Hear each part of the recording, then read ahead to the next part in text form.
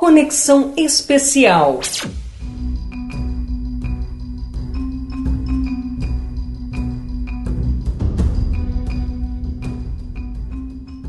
O programa Conexão Saúde vai conversar agora com o médico psiquiatra, o Dr. Jorge Jaber.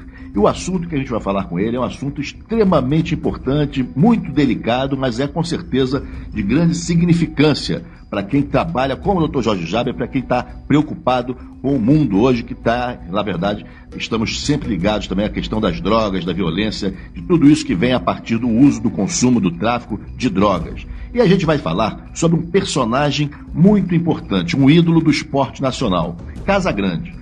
As pessoas mais atentas sabem que durante um tempo, alguns anos, há 2 anos mais ou menos, Casagrande teve um problema de saúde sério, ficou internado 1 ano, teve que se afastar da sua atividade como apresentador, como comentarista de futebol da TV Globo, por conta da sua relação com as drogas.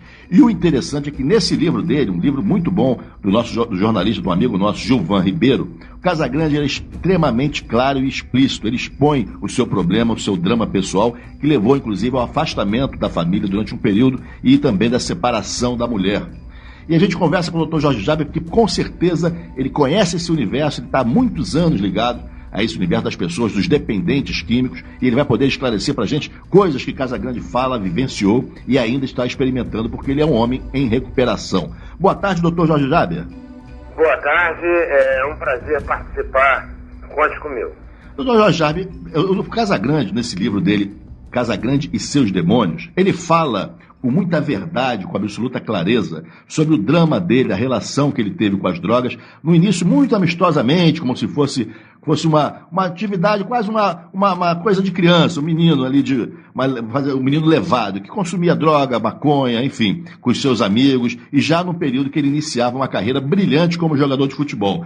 Essa relação do atleta com a droga, o senhor já tinha ouvido falar? O senhor pode dimensionar isso para os nossos ouvintes, para os internautas aqui de Conexão? Sem dúvida.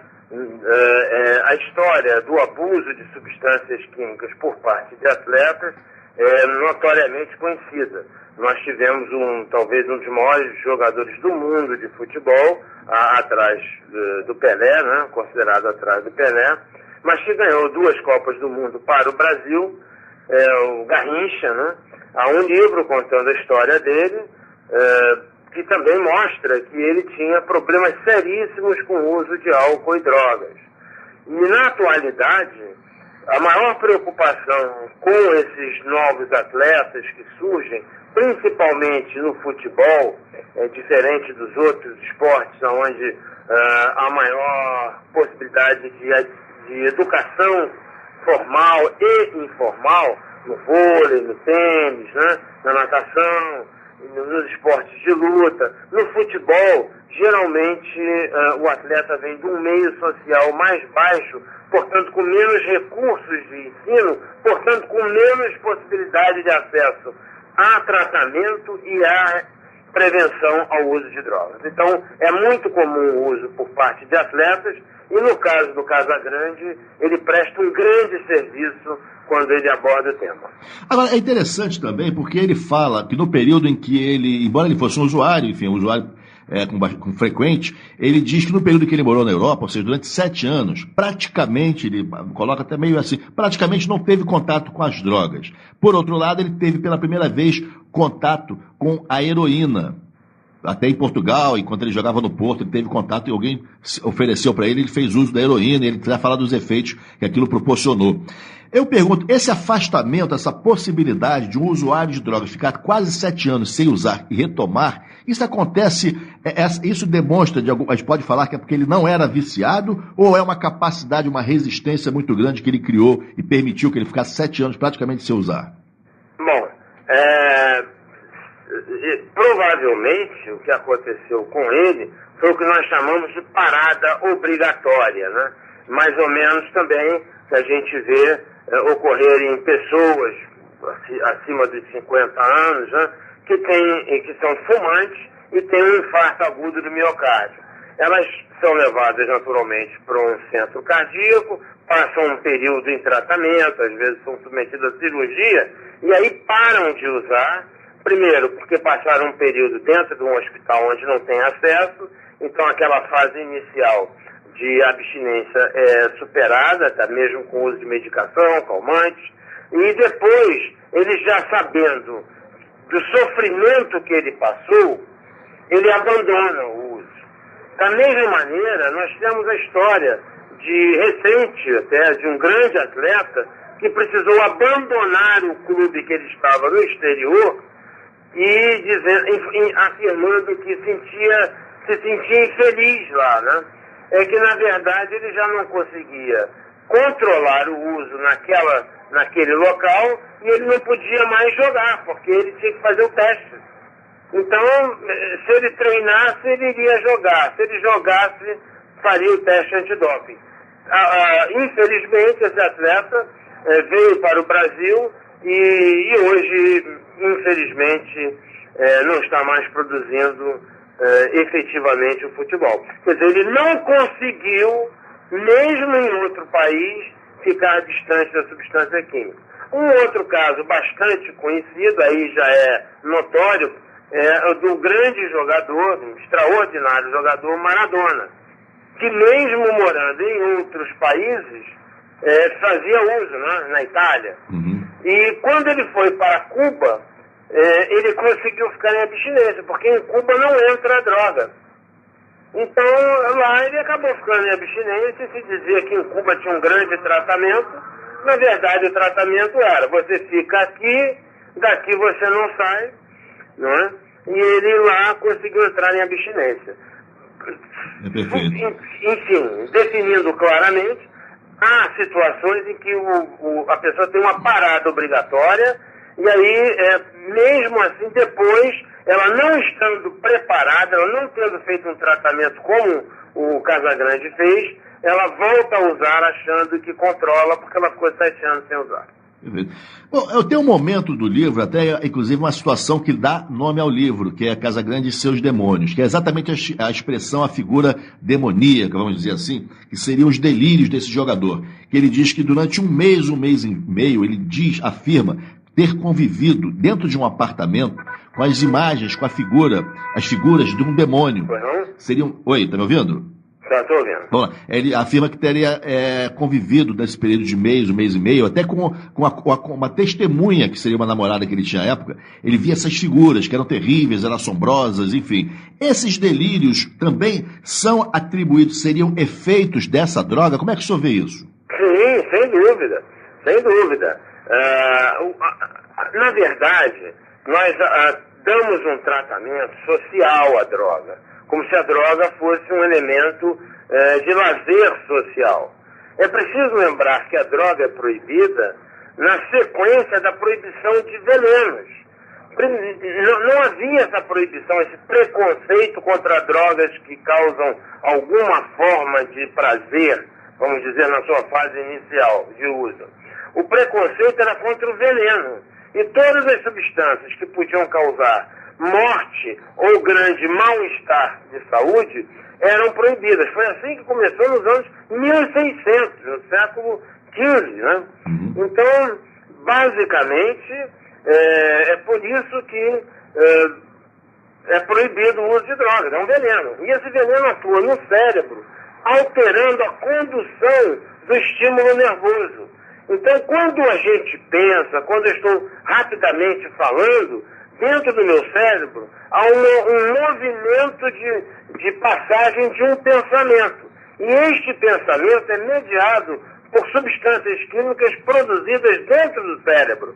As drogas interferem na produção dessas substâncias, levando a pensamentos, muitas vezes, como no caso do jogador, delirantes. Perfeito. E, na verdade, aterrorizando ainda mais a situação e, muitas vezes, até por conta disso, leva a pessoa a consumir mais drogas, né? Olha, posso lhe garantir que há um alto índice de suicídio em pacientes que chegam a esse ponto. Eles se sentem perseguidos, acham que alguém está entrando pela porta da frente, procuram sair pela janela, procuram pular da sua janela para o prédio vizinho. Enfim, não é raro que haja tentativa de suicídio com sucesso, né? Quando a pessoa está sob o efeito desses delírios. Perfeito. Doutor Jorge Jaber, no caso do Casagrande, ele ficou um ano internado, até ele fala que era um regime, ele até associa como se fosse um regime militar. Ele acordava antes das 7 da manhã, 15 para as 7, às 7 já estava capinando a horta, e em seguida ele ia, tomava o seu café, aí voltava para limpar a horta, as pessoas não podiam conversar, e ele pensou até em boicotar, não fazer o pagamento, enfim, da clínica lá que ele ficou internado, para que ele fosse expulso, e ele acabou ficando 1 ano. Esse período de 1 ano, como é que o senhor avalia esse período? Ele hoje diz estar ainda em tratamento, logicamente, mas assim, me pareceu até o livro, ele ali seguro da sua tentativa, da sua busca pela recuperação. Esse período de 1 ano, o senhor atribuiria a ele, é um período razoável para pensar nisso? Eu acho um período extraordinário. Eu admiro muito o Casagrande por ter ficado 1 ano. Normalmente, assim, não é raro que se consiga em torno de 3 meses. Provavelmente a situação dele foi muito mais grave, com detalhes médicos mais graves, que exigiram um tempo maior. Normalmente, o dependente químico, ele nega que tem um problema, então ele diz que não tem, que ele vai controlar, que aquilo é um problema passageiro, que ele vai ser capaz, principalmente quando ele usa. Ele usa e diz, amanhã eu paro. Ele sente que é capaz de parar, mas sob o efeito da droga. Quando passa o efeito da droga, ele esquece e diz, só um pouquinho para passar o mal-estar. Então, a negação da doença. Segundo, ele projeta, ele diz que é a mulher, ele diz que é a família, ele diz que é a sociedade. Me lembro até de um grande jornal, Pasquim, que dizia, intelectual não vai à praia, intelectual bebe, né? Quer dizer, assim, para você ser intelectual, você tem que beber, você tem que usar uma substância química. Então, negação, projeção, racionalização, ou seja, o dependente químico é cheio de argumentos que justificam o uso e, finalmente, ele se torna arrogante. Então, ele passa a dizer que ele não se meta com a vida dele, ele é que sabe da vida dele, ele é que manda. Então, é muito difícil esse caminho da aceitação de que todo mal-estar é fruto da sua própria ação, que ninguém tem culpa disso, nem o próprio dependente. Ele é responsável por aquilo, mas ele não é culpado. Isso não é uma falta de caráter, não é uma desonestidade, não é uma safadeza, vamos usar esse termo. Não, é um processo mental que domina o indivíduo. O pensamento fica alterado. Então, no caso do Casagrande, provavelmente ele teve mais dificuldade de superar essas 4 características e aí precisou de mais tempo. Eu falo, não quero ser leviano, eu falo provavelmente, porque eu não sei da história dele toda, né? Sei da do livro. Agora, sem dúvida, é necessário disciplina. Não uma disciplina militar, eu acho que talvez o Casagrande não tenha servido exército, né? Não saiba bem como é. Não aquela disciplina militar. Mas eu preciso lembrar que há uma certa similaridade entre a medicina e a guerra. Porque o médico, ele sempre está em guerra contra uma doença. Ele tem que destruir a doença.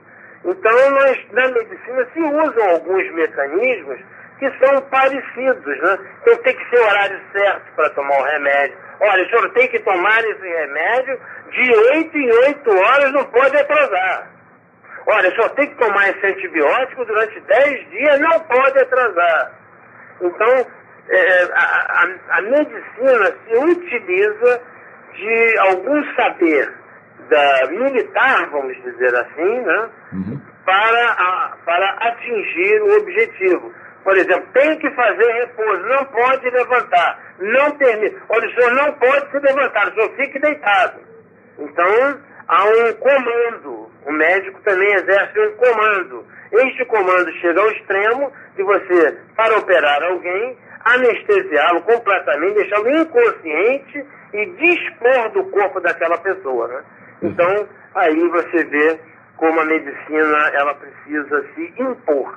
E no caso dele, do Casagrande, graças a Deus, esse processo deu certo e ele é um grande exemplo, um enorme exemplo que toda semana está na televisão mostrando que é possível a recuperação. Maravilha, exatamente isso que eu ia falar. Quer dizer, na verdade, ele hoje é o exemplo de que acreditar, né, primeiro descer vamos dizer, do palco e entender que precisa de ajuda, foi o que ele acabou fazendo, ele fez com a ajuda dos amigos, dos parentes, enfim. Aí está aí a recuperação dele. Bom, doutor Jorge Jabber, muito obrigado pela sua participação aqui em Conexão mais uma vez. Ótimo esse papo que a gente levou. E a gente, na verdade, fica aqui o convite para as pessoas procurarem, lerem esse livro, distribuírem, compartilharem o livro, que é uma mensagem maravilhosa de um ídolo do esporte, um homem extremamente inteligente e é um cara que está aí mostrando que é possível a recuperação. Muito obrigado, doutor Jorge Jabber. Um último lembrete, nós temos como ajudar pessoas gratuitamente através do telefone 3325-2323. 3325-2323, atendimento gratuito na Câmara Comunitária da Barra da Tijuca. Nós também damos cursos para pessoas que queiram fazer isso em outros estados, em outros locais. Repito, gratuito, sem nenhum vínculo político partidário, nenhum patrocínio financeiro. Maravilha. 3325-2323, atendimento gratuito da Câmara Comunitária da Barra. Obrigado, muito legal. Valeu. Um abraço para o senhor. Um abraço a todos.